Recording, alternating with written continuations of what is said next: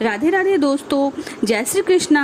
तो आज हम सब लोग ऋषि पंचमी की व्रत कथा को सुनने वाले हैं। तो कृपया आप सब हमारे चैनल पर बने रहें और इस कथा को बहुत ही ध्यान पूर्वक आंख बंद करके सुने, क्योंकि जो जितना एकाग्रचित होकर अपने अच्छे मन से इस पाठ को सुनता है उतना ही उसे लाभ होता है। तो कथा की प्रारंभ करते हैं। तो सब लोग ध्यान से बैठकर इसे सुने। राजा सीतासव कहते हैं, हे देवदेश, मैंने आपके द्वारा बहुत से व्रत सुने। अब कोई ऐसा व्रत बतलाइए जो पापों का नाश करने वाला हो। ब्रह्मा ने कहा, हे राजन, आप सावधान मन से सुने। मैं आपको सब व्रतों में उत्तम ऋषि पंचमी नाम का व्रत बताऊंगा। वह सब पापों को दूर करने वाला व्रत है। वह ऐसा व्रत है जिसके कर लेने से राजेंद्र कभी कोई प्राणी नरक को नहीं देखता। इस विषय में बड़े लोग एक प्राचीन इतिहास कहते आए हैं। विदर्भ नगर में उत्तंक नाम का एक उत्तम ब्राह्मण रहता था। उसकी स्त्री का नाम था सुशीला, जो अपने प्रतिव्रत धर्म का भली भांति पालन करती थी। उसकी 2 संतानें थी, एक पुत्र और एक पुत्री। पुत्र का नाम था सुविभूषण। उसने अंग, पद और कर्म युक्त सब वेदों का अध्ययन किया था। उत्तंक ने अपने समान एक उत्तम कुल में अपनी कन्या का विवाह भी कर दिया था, लेकिन भाग्यवश विवाह होते ही वह कन्या विधवा हो गई। इसके बाद वह अपने अस्तित्व की रक्षा करती हुई पिता के ही घर में रहने लगी। उस कन्या के दुख से दुखी उत्तंक घर में पुत्र को छोड़कर स्वयं अपनी स्त्री और पुत्री के साथ गंगा तट पर एक वन में चले गए और वहां शिष्यों को वेद पढ़ाते हुए रहने लगे। वह पुत्री अपने पिता की सेवा करती थी। एक दिन वह पिता की सेवा करके थक बैठी थी। आधी रात वो एक शिलाखंड पर सो गई। एकाएक उसके पास बहुत से कीड़े निकल आए। उसके कपड़े में भी अस्त व्यस्त हो गए थे। उत्तंक के शिष्यों ने ऐसा देखा तो वह बड़े दुखी हुए और बड़ी करुणा के साथ उन्होंने गुरु पत्नी को यह सब हाल सुनाया। उन्होंने कहा, हम नहीं कह सकते कि किस कारण वह बेचारी एकदम शिला पर सो गई होगी। शिष्यों के मुख से निकली वज्रपात सदृश वाणों को सुनकर घबराई हुई वह तुरंत उसके पास गई। वह कन्या को शिष्यों की बताई हालत में देखकर बड़ी दुखी होती हुई विलाप करने लगी और छाती पीटने लगी। इस कारण वह बेहोश हो गई। थोड़ी देर बाद माता को होश हुआ तो उसने जाकर कन्या को उठाया और पोंछकर साफ किया। इसके बाद दोनों हाथों से थामकर उसे वह उत्तंक के पास ले गई। वहां उसने कहा, हे स्वामी, किस बुरे काम के कारण से रात को सोती सोती यह इस तरह कृम राशि से व्याप्त हो गई है, तो सो मुझे बताइए। अपनी पत्नी की बात सुन और कन्या की दशा देखकर ऋषि उत्तंक ध्यान मग्न हो गए। ध्यान के द्वारा जब वह सब बातें मालूम हो गई तब उन्होंने उसके पूर्व जन्म का वृत्तांत सुनाया प्रारंभ किया।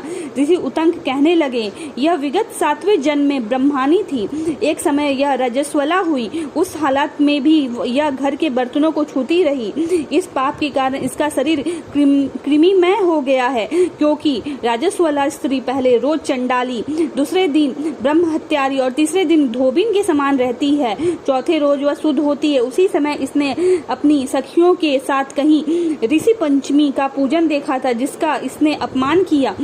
इसने उस समय आंखों से वह व्रत देखा। उसी पुण्य से इस निर्मल ब्राह्मण वश में उत्पन्न हुई है और उस व्रत का अपमान करने के कारण यह इस समय कृमि राशिमयी हो गई है।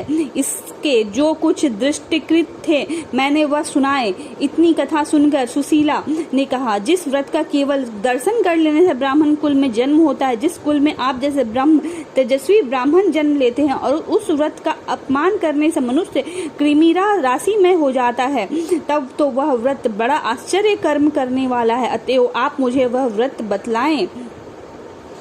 ऋषि उत्तंक बोले, हे सुशीले, तुम सब बातों में उत्तम वह व्रत सुनो जिसके करने से मनुष्य ऐहिक पापों तथा दैविक और भौतिक इन तीनों प्रकार के पापों से मुक्त हो जाता है और स्त्री अटल सौभाग्य प्राप्त करती है। इस व्रत को करने वाले प्राणी का सब प्रकार कल्याण होता है।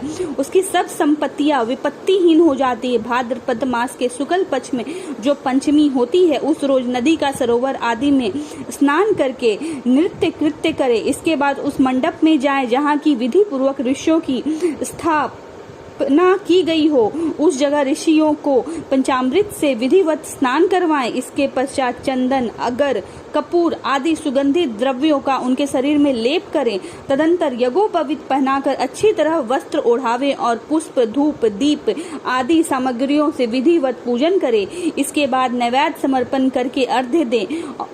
कश्यप, अत्रि, भारद्वाज, विश्वामित्र, गौतम, जमदग्नि और वशिष्ठ ये ही सातों ऋषि मेरे दिए इस अधर्य को स्वीकार करे और मेरे पर सदा प्रसन्न रहे। इसके बाद यह व्याख्यान सुने। जिस दिन यह व्रत करे उस रोज केवल शाकाहार करे। ऊपर गिनाए सातों ऋषियों का ध्यान करते हुए ब्रह्मचर्य व्रत धारण करके रहें। इस विधान से भली भांति यह व्रत करे। सब तीर्थों में स्नान करने से जो पुण्य होता है, सब प्रकार के दान करने से जो फल प्राप्त होता है, वही फल यह व्रत करने से भी प्राप्त होता है। जो स्त्री यह व्रत करती है वह सब सुखों को भोग करती है और रूप तथा सुंदरता युक्त आयु भोगती है। इस लोक में तो वह सब प्रकार से सुखी रहती ही है, परलोक में भी अच्छे गति को प्राप्त होती है। इस व्रत के प्रभाव से उसे अपने पूर्व जन्म का हाल भी मालूम हो जाता है। अब भविष्योत्तर पुराण की ही पंचमी कथा प्रारंभ होती है। श्री युधिष्ठिर ने भगवान कृष्ण से कहा, हे देवदेश, मैंने बहुत से व्रत सुने, अब मुझे पाप नाश करने वाला कोई और व्रत बतलाइए।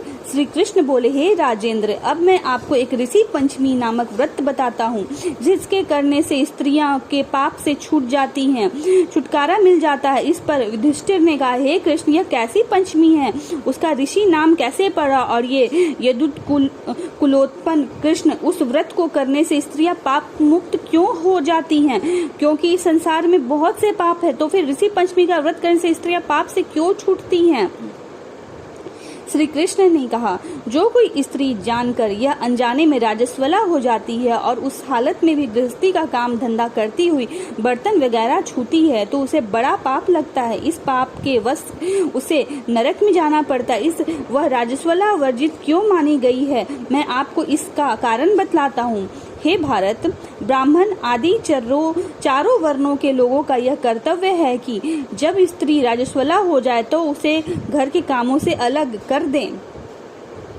बहुत दिनों की बात है, जब इंद्र ने वृत्तासुर का वध किया था, तब उनके पास ब्रह्म हत्या का आरोप लगा था। इससे इंद्र बड़े शर्माए और अपनी शुद्धि कराने के निमित्त ब्रह्मा जी के पास गए। ब्रह्मा जी ने सब देवताओं से साथ कुछ देर तक इस विषय में परामर्श किया, फिर खुशी मन से उनकी शुद्धि कर ली। ब्रह्मा जी ने उसी समय उस ब्रह्म हत्या के 4 भाग किए और उन्हें 4 स्थानों में बांट दिए, जैसे कि एक भाग अग्नि की ज्वाला में, दूसरी नदी के बरसाती जल में, तीसरा पर्वतों में और चौथा स्त्रियों के रज में। इसी कारण राजस्वला स्त्री को यत्न पूर्वक दूर रखें, क्योंकि ब्राह्मणों चारों वर्ण वालों के लिए यह आज्ञा दी है। उन्होंने कहा, राजस्वला स्त्री पहले दिन चांडाली के समान, दूसरे दिन ब्रह्म हत्यारिणी, तीसरे दिन धोबिन की तरह रहती है और चौथे रोज शुद्ध होती है। अज्ञान से अथवा ज्ञान से यदि संपर्क जन्य कोई पातक हो ही जाए तो उस पाप का नाश के लिए यह ऋषि पंचमी का व्रत करना चाहिए। यह ऋषि पंचमी सब पापों को नाश करने वाली है और सब प्रकार के उपद्रव नष्ट करने वाली है। इस कारण ब्राह्मण, क्षत्रिय, वैश्य तथा शूद्र सभी वर्ण के स्त्रियों को यह व्रत अवश्य करना चाहिए। एक कथा की विदर्भ में देश में सेनजीत नामक एक राजा हुआ और जो चारों वर्णों का पालन करने वाला था।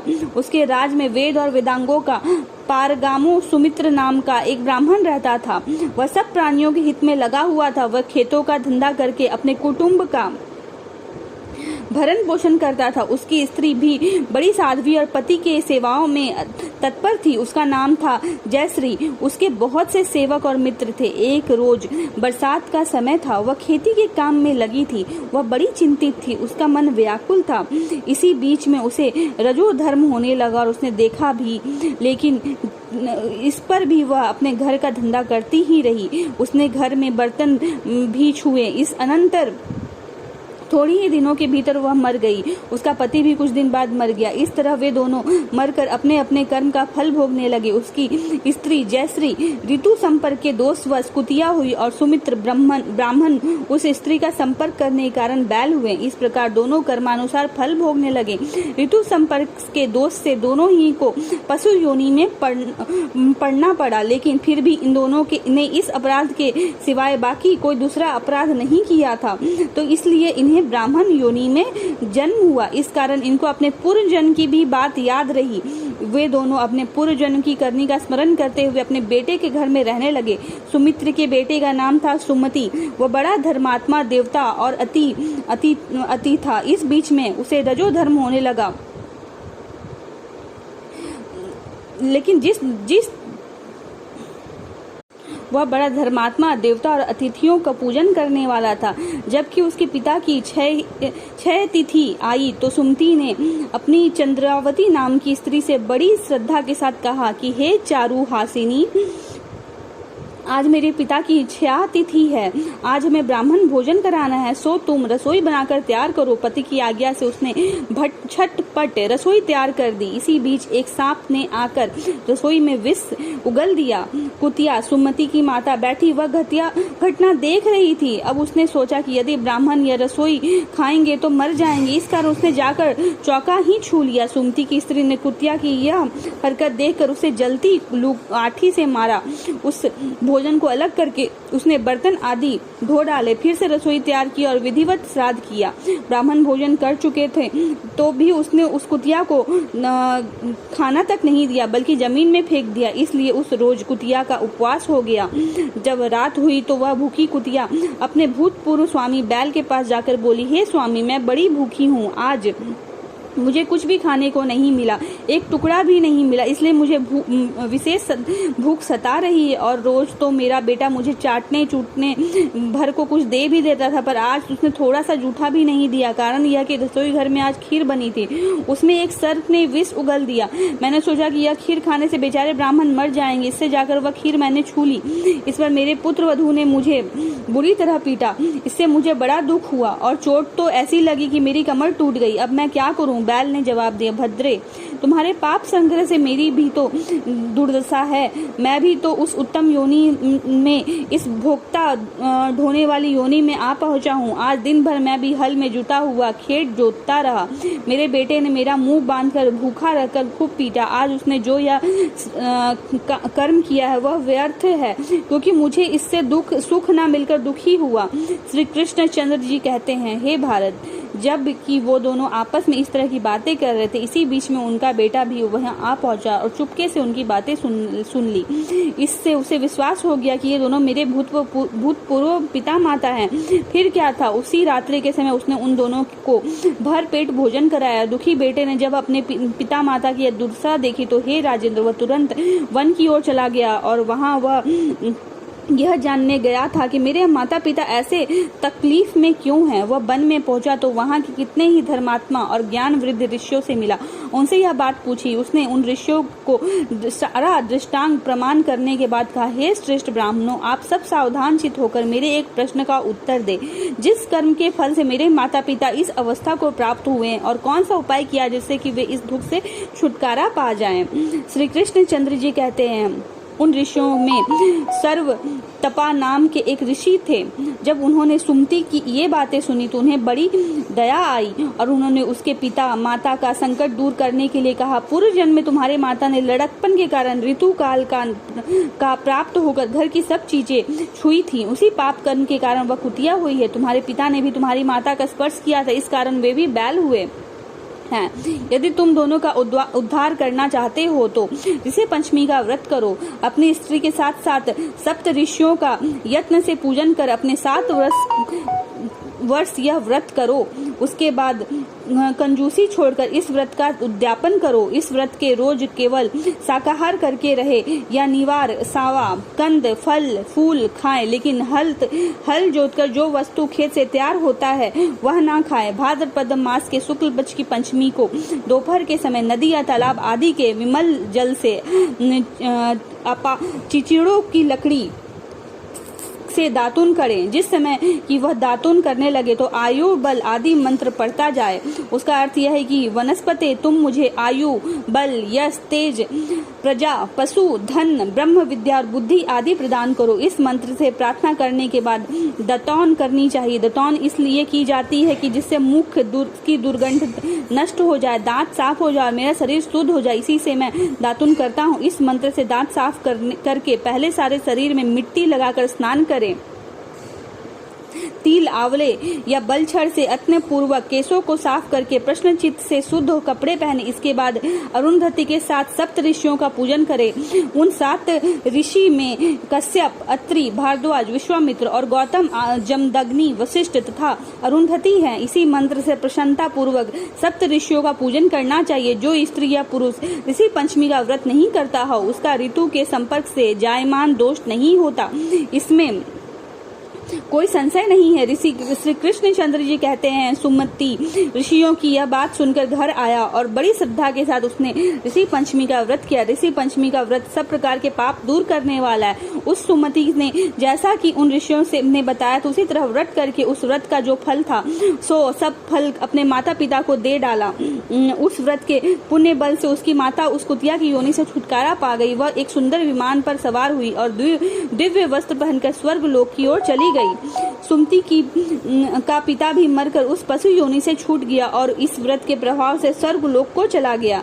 कायिक शरीर से किए हुए, वाचिक वचन से किए तथा मानस मन से किए गए सभी पाप इस व्रत के प्रभाव से नष्ट हो जाते हैं। इस व्रत के प्रभाव से क्या पुण्य होता है सो तुम हे नपोतम सुनो। संसार के समस्त व्रतों को करने से जो पुण्य होता है, सब तीर्थों में स्नान करने से जो फल प्राप्त होता है और सभी प्रकार के दान करने से जो फल प्राप्त होता है, वही फल केवल इस ऋषि पंचमी का व्रत करने मात्र से प्राप्त हो जाया करता है। जो स्त्री या ब्रह्म यह करती है वह सब तरह सुखी रूप तथा लावण्य से युक्त और पुत्र पौत्र आदि से युक्त रहती है। जब तक वह इस लोक में रहती है तब तक सुखी रहती है और मरने के बाद उत्तम गति को प्राप्त होती है। हे राजन, मैंने तुमको सब व्रतों में उत्तम यह व्रत बतलाया है। यह सब संपत्तियों का दाता और स्त्रियों के पाप नष्ट करने वाला है। हे युधिष्ठिर, यह व्रत धन, यश, स्वर्ग और पुत्र सब कुछ देता है। जो लोग इस व्रत कथा को पढ़ते या सुनते हैं तो उनके भी सब तरह के पाप दूर हो जाते हैं। इति श्री विश्व